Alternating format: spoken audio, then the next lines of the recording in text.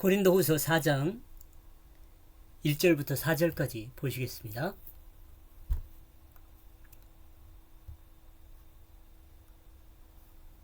개역성경요. 이러므로 우리가 이 직분을 맡아 긍휼하심을 입은 대로 낙심하지 아니하고 이에 숨은 부끄러움의 일을 버리고 괴일 가운데 행하지 아니하며 하나님 말씀을 혼잡케 아니하고 오직 진리를 나타내므로 하나님 앞에 각 사람의 양심에 대하여 스스로 천거하노라. 만일 우리의 복음이 가리웠으면 망하는 자들에게 가리운 것이라.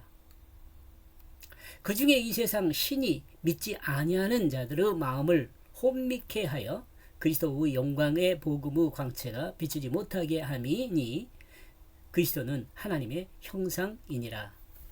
아멘. 여기까지요. 제가 번역한 내용입니다. 1절. 이와 같기 때문에 우리는 하나님의 그 명령을 붙잡고 있다. 명령이요? 우리는 이와 같은 것으로 동정을 받았다. 우리는 지치지 않았다. 여기 명령은 율법을 생각해 볼 수도 있어요. 율법. 특히 십계명으로 우리가 올라가서 생각해 볼 수 있어요. 하나님 말씀의 실체인 예수 그리스도의 그 영이 그 마음의 주로 임하여 그 마음의 주가 되고 주의 그 영이 그 자신을 사용하게 되면 그는 진실한 사랑으로 하나님이 창조한 모든 피조물을 섬기는 자가 됩니다. 이러므로 지치지 않습니다. 이것은 하나님의 그 뜻인 명령을 붙잡고 있는 삶입니다. 이러므로 하나님의 명령을 수행하는 자는 하나님의 은혜로 자비를 경험하게 됩니다. 이 자비 사랑입니다. 사랑을 조금 세속이라 그럴까? 아니 세속적이라는 말은 언어가 다르죠. 언어가 사랑으로 표현해도 틀리지 않습니다. 이러므로 이와 같은 사람은 지치지 않습니다. 하나님의 명령을 수행하는 자 곧 그 마음에 심긴 그 성령을 따라 그 육체를 사용하게 되는 자는 하나님의 그 자비를 경험하며 지치지 않게 됩니다. 이렇게 자비라고 말하는 것은 왜 그랬을까요? 갑자기 자비란 말을 막 쓰네요. 원래 사랑이란 말을 쓰는데 제가 별로 자비라는 말을 그렇게 잘 쓰는 편은 아니거든요. 왜냐하면 자비라는 것은 좀 불교 계통에서 사랑을 표현할 때 쓰는 말이기도 하고 그러니까요. 그렇습니다. 2절요. 우리는 감추어진 그 부끄러운 일을 솔직히 말하고 있다. 계교와 덫에 걸리지 않도록 한다. 그 하나님의 말씀 안에서. 그럼에도 불구하고 그 진리가 나타나므로 우리는 하나로 연결되었다. 우리 자신의 모든 지식을 향하여 하나님 앞에 사람들로. 하나님의 사람으로 이렇게 생각해도 돼요. 예. 사탄의 종에서 불러냄을 받아 하나님 백성으로 하나님의 뜻을 따르는 사람의 그 마음의 기초는 뭐라고요? 진실입니다. 진실. 몇 번 이야기했죠. 그러므로 그리스도인은 거짓에서 벗어나 거짓을 말하지 않습니다. 그런데 만약 그리스도인이 거짓을 말하고 있다. 그리스도인이 아닙니다. 거짓을 말하는 사람은 그리스도인이 아니에요. 당연하지 않겠어요? 왜요? 거짓의 아비는 사탄이잖아요. 사탄의 자녀죠. 그 거짓말하면. 성도는 계교와 덫에 걸리지 않도록 진실을 말하는 사람입니다. 성도는 계교와 사람입니다. 자신이 부끄러움을 당하여도 하나님 말씀 안에서 솔직한 사람이 됩니다. 자신의 부끄러운 거짓을 진실로 바꾸어 솔직한 진실을 말하여도 서로 분리되지 않고 진리가 나타나 그 말씀 안에서 하나로 연결됩니다. 진실은 통하잖아요. 거짓은 안 통해요, 여러분. 사람들 그거 모르더라고. 거짓은 잘 안 통합니다. 맨 처음에는 통한 것 같지만 결국 드러나면 어때요? 통할 수가 없잖아요. 거짓은 통할 수가 없어요. 순간 글쎄요 인생의 그 긴 조금 길다고 생각하는 여정에서 좀 어떤 속아 넘어가 주는 그런 사람이 있겠지만, 사람들이 있겠지만 또는, 그러나 금방 들통나요. 나보다 다른 사람이 내 거짓을 더 잘 알아요. 타락한 사람의 가장 큰 문제는 진실에서 벗어나 있다는 겁니다. 타락한 사람의 가장 큰 문제는 진실에서 벗어났다는 거예요. 우리가 사탄이 무서운 죄는 뭐예요? 거짓을 하게 말하게 하잖아요. 사탄은. 여러분 주변에서 또는 이렇게 봤을 때 거짓을 말하는 사람은 사탄의 종이에요. 사탄의 종. 진실을 말하는 사람은 하나님의 종이죠. 그러므로 사람의 가장 큰 문제를 해결하는 것은 자신의 거짓을 그 마음에서 죽이는 겁니다. 그 마음에서 쫓아내는 것입니다. 그리고 청소된 그 마음에 하나님 말씀의 그 뜻을 심어야 합니다. 심어야 합니다. 하나님의 뜻을 심는 것은 진실을 회복하는 길이죠. 하나님의 뜻을 심는 거예요. 하나님의 뜻이 사실은 진실로 이렇게 봐도 크게 많이 벗어나지 않아요. 성령을 심었다 그러면 진실을 심는 거나 마찬가지예요. 하나님의 진심, 하나님의 진실, 실제, 있음. 그러므로 그리스도인이 결국 천국을 이루는 그 자신을 완성하는 것은 하나님 뜻인 진실한 사람으로 하나님의 그 십자가 사랑을 실천하여 하나님이 창조한 모든 피조물을 섬기는 자로 서게 되면 그런 구원받은 사람이에요. 완성한 사람이에요. 이는 하나님의 백성입니다.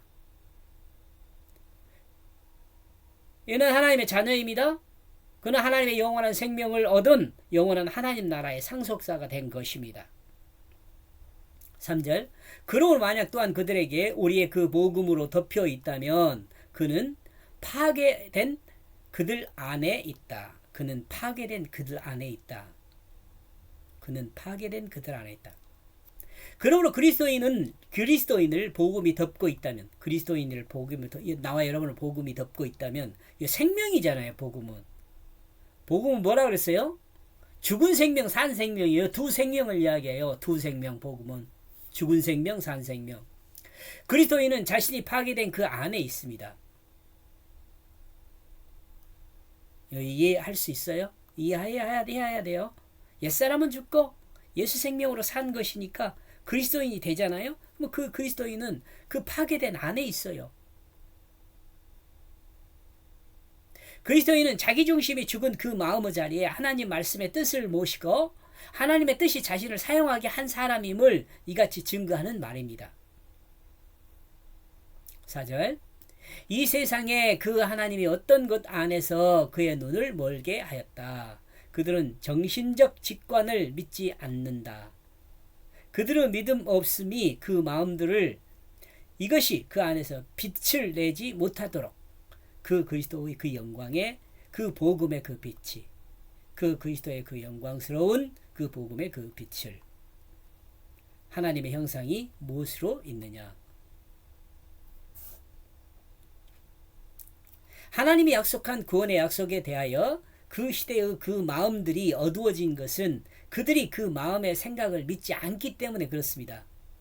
하나님 말씀이 정령 죽으리라는 그 말씀을 의심함으로 그러잖아요. 하와가요. 육체를 따르는 정욕의 눈을 열었고 창세기 3장 6절에 나와 있습니다. 필자 여기 제가 번역할 때는 이렇게 정욕을 따르는 눈이 열렸다고 번역을 했어요. 하나님의 뜻을 따르는 영의 눈이 멀어지게 됩니다. 하나님의 뜻을 따른 영의 눈이에요. 그러니까 정욕을 따른 뭔 눈이에요? 거짓의 눈이에요. 거짓을 따르는 눈이라 그래도 틀리잖아요.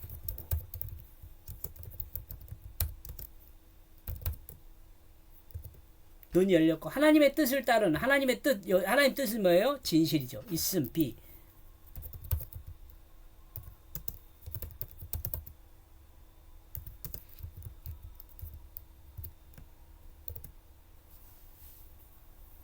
따르는 영의 눈이 멀어지게 된 겁니다. 진실과 있음과 실제에서 멀어진 거죠. 그래서 뭐가요? 거짓을 따르게 돼요.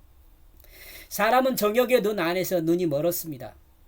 정욕의 눈 안에서 눈이 멀어져. 다시 정리한 거죠. 그러므로 그 안에서 그 말씀의 영광의 그 복음의 그 빛을 그 정신적 직관이 보지 못하게 합니다. 그 복음의 그 빛을 그 정신적 직관이 보지 못하게 해요. 정신적 직관이 뭐예요? 요거 거짓이 돼버렸거든요. 하나님의 형상인 그 그리스도의 그 영광스러운 그 복음의 빛을 보지 못하게 되는 겁니다. 다시 설명한 거죠. 이스라엘 백성 그 많은 유대인들은 하나님의 그 구원의 역사를 이해하지 못하고 받아들이지 못하였습니다. 이 하나님의 구원의 역사가는 뭐예요? 십자가와 부활이에요.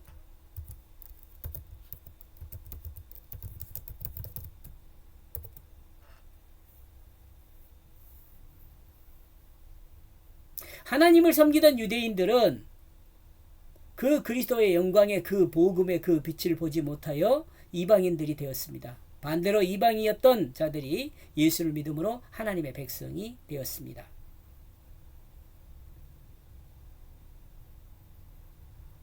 요 이스라엘이요. 요 십자가는 주로 요 구약에서 뭘로 이해하면 되냐면 요 십자가는 성전 제사예요.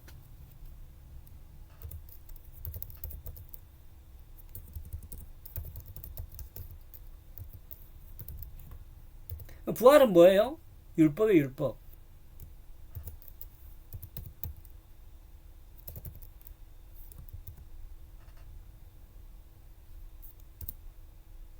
가로를 요걸로 씁시다. 왜 이래?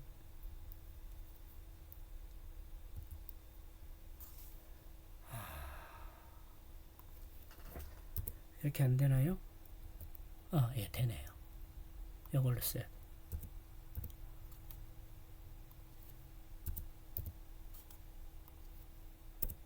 네.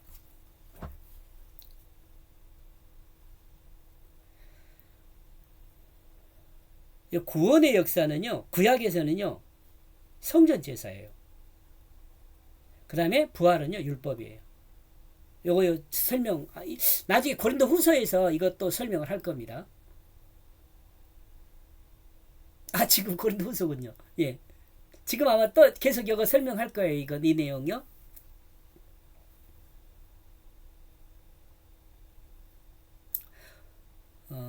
지금 요것은 그림자죠. 그림자. 성전 제사는 그림자나 모형이에요. 모형. 십자가의 모형. 부활은 뭐예요? 율법은 뭐냐면 부활의 모형이에요. 모형. 이해했으면 좋겠어요? 이렇게 해서 여기까지요. 여기까지 옵니다. 자, 보면 1절에서 4절까지 여기까지 보겠습니다. 고맙습니다.